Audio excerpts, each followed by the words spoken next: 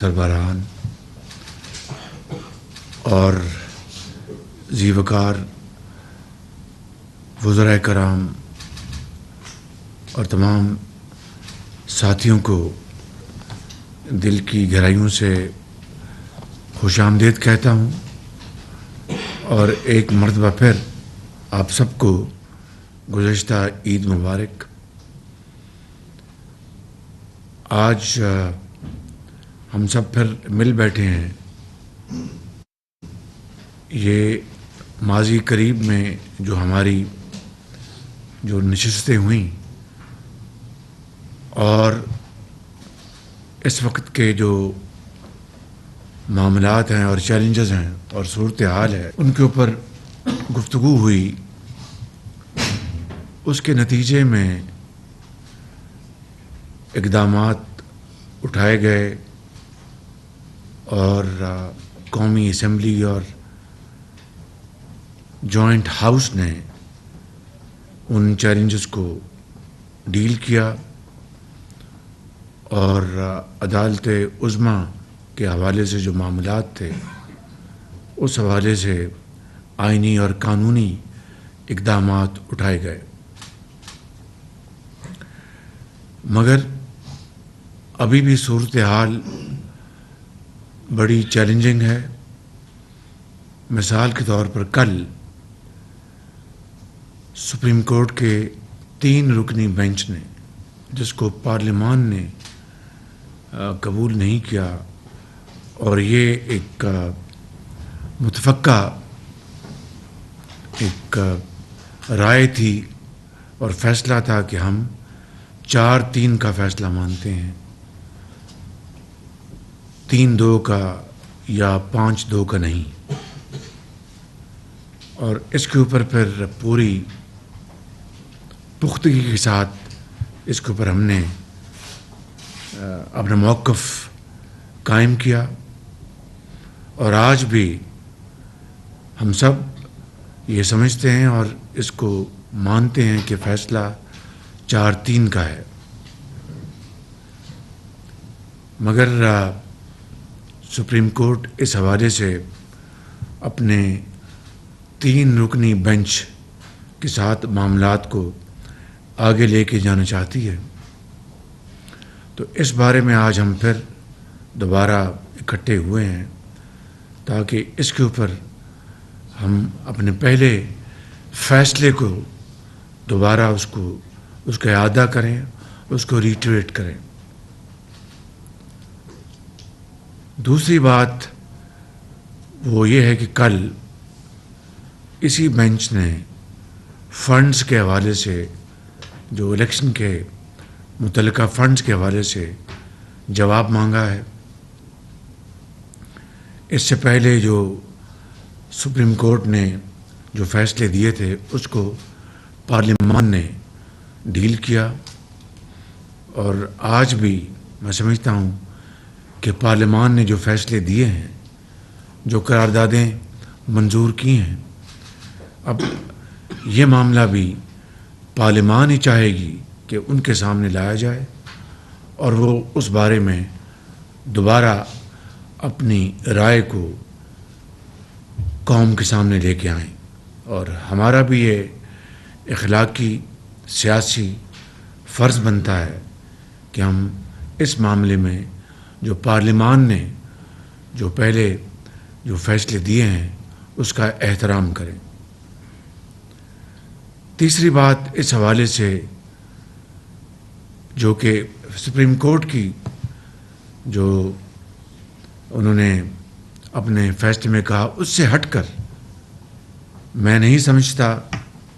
کہ مجھے یا آپ کو یہ فیصلہ کرنا چاہیے کہ ہم سپریم کورٹ کو ضامن بنائیں، اس کو ہم آربیٹریشن کا حق دیں۔ یہ ان کا کام نہیں ہے، پنچایت ان کا کام نہیں ہے، ان کا کام قانون اور آئین کے مطابق فیصلے دینا ہے۔ لہٰذا اس بارے میں کہ ایک دن الیکشن ہونے چاہیے اور کب ہونے چاہیے، اس بارے میں اتحادی پارٹیز کے اندر تو مکمل ایکا ہے اور اتفاق ہے کہ الیکشنز نومبر میں جو بھی اس کی ڈیٹ بنتی ہے 13 اگست کو پارلیمان کی مدت ختم ہوتی ہے، اور اس کے بعد اگر 90 دن شامل کیے جائیں تو وہ نومبر اکتوبر میں وہ تاریخ بنتی ہے۔ مگر قوم کو یہ باور کرانے کے لیے کہ ہم ملک کے اندر جو اس وقت جو چیلنجز ہیں اور جس کو پی ٹی آئی کی لیڈرشپ نے انتہائی افسوس کی بات ہے، مجھے کہنا پڑ رہا ہے کہ انہوں نے ان چیلنجز کو حل کرنے کے لیے کوئی تجاویز دینے کے بجائے اس کو ایکسپلائٹ کیا۔ اپنے صوبائی وزرائے خزانہ کو یہ کہا کہ آپ آئی ایم ایف کی جو شرائط ہیں ان سے انکار کر دیں تاکہ آئی ایم ایف کے ساتھ معاہدہ نہ ہو سکے۔ پاکستان کے راستے میں کہ پہلے ہی کوئی مشکلات نہیں تھی، کانٹے نہیں تھے، مزید کانٹے بچھائے گئے یہ کہہ کر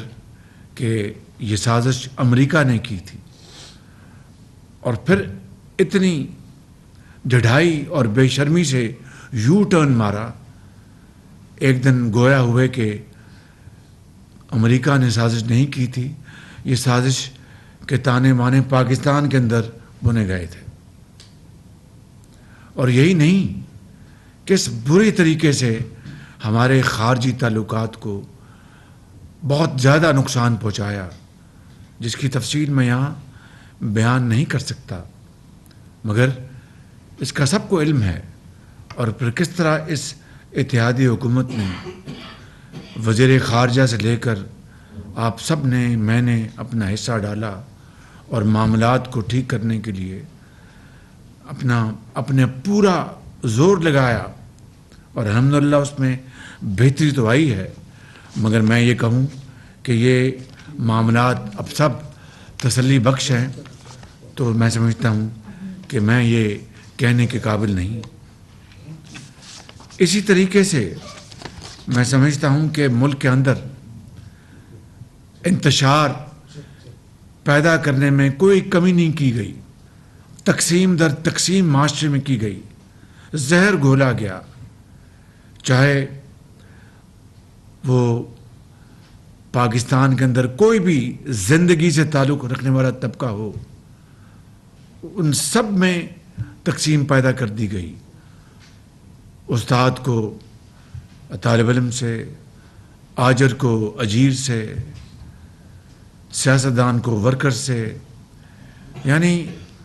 ہر طرح کے حربے استعمال کر کے اس ملک کے اندر انتشار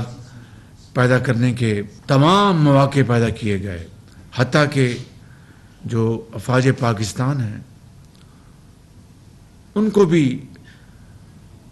معاف نہیں کیا گیا، ان کی لیڈرشپ کو پاکستان سے باہر چند ایجنٹس نے، اور میں بالکل واضح بات کروں گا، وہ پی ٹی آئی کے ایجنٹس ہیں، وہ پاکستان کے دشمن ہیں، انہوں نے وہ گھناؤنا کردار ادا کیا کہ شاید دشمن بھی وہ کردار ادا نہ کر پاتا، اور اس طرح کے ٹویٹس اور اس طرح کے بیانات جاری کیے گئے، اور گرافک جو وہاں پر پریزنٹیشن سوشل میڈیا میں دی گئیں کہ یعنی انسان، میرے جیسا آدمی حیران پریشان ہو گیا کہ اپنی ذات کے لیے، ذاتی انا کے لیے، ذاتی اقتدار کے لیے پاکستان کے ہر مقصد کو بری طرح قربان کیا جا رہا ہے۔ تو یہ وہ سارے معاملات ہیں جو ہم سب کے سامنے ہیں۔ میں آج اپنی بات کو ختم کرتے ہوئے ختاماً یہ عرض کرنا چاہتا ہوں کہ 3-4 اب ہمارے سامنے معاملات ہیں جن کے اوپر پارلیمان اپنا فیصلہ دے چکی ہے، اور اب پھر دوبارہ چونکہ کل ہمیں بتایا گیا ہے کہ جناب آپ نے بتانا ہے، تو یہ معاملہ پھر پارلیمان نے اس کا فیصلہ کرنا ہے، یہ میں نے اور آپ نے فیصلہ نہیں کرنا۔ جو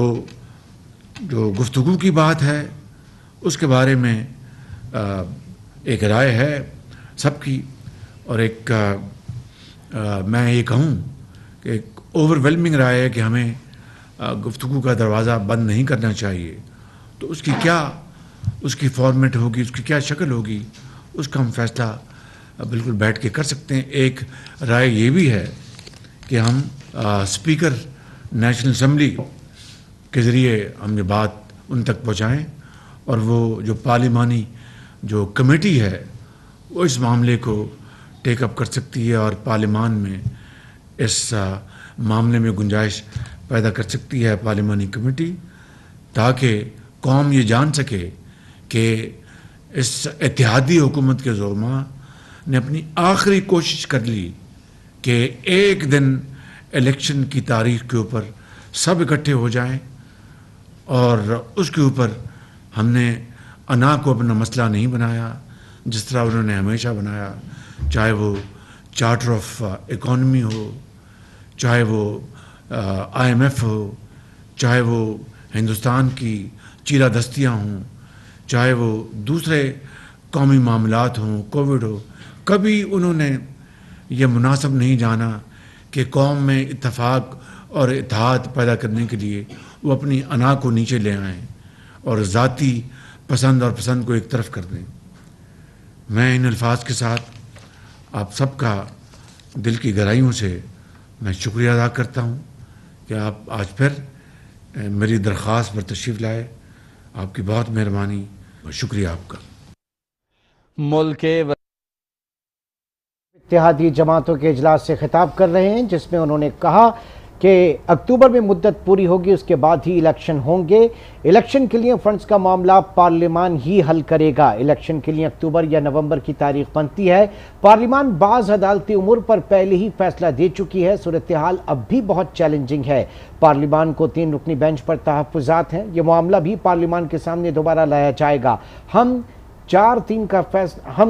کا فیصلہ مانتے ہیں، 3-2 کا نہیں۔